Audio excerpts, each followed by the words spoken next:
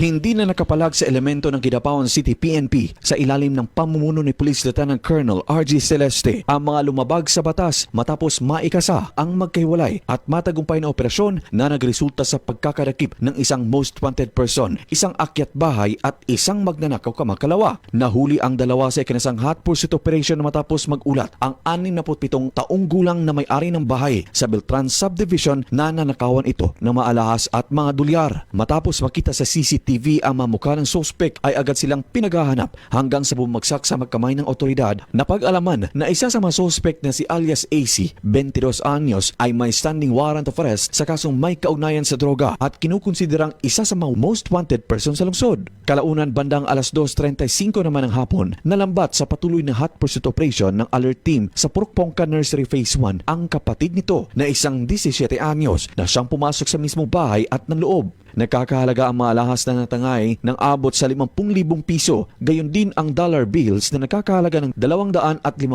piso at isang unit ng Android cellphone. Sa CCTV, nakita talaga natin na siya ang umakyat doon sa bahay at kinuha itong mga dollars bill at saka yung jewelries. Pabalik-balik na rin ito dito sa station pero yun nga, minors. Bago ang naturang pag-aresto bandang alas 9:30 ng umaga, una na ring dinala sa himpilan ng pulisya ang suspect na si alias Steve, 24 anyos, matapos itong mahuli sa pamamagitan ng flagrante delicto o naaktuhan ng kapitbahay habang ninanakawan ng isang tindahan sa Quezon Boulevard. Detinado na sa custodial facility ang dalawang individual habang formal na ring inendorso sa Women and Children Protection Desk o WCPD si alias J upang i-turn over sa CSWDO. Luigi Alan Tutor, NDBC, Bida Balita.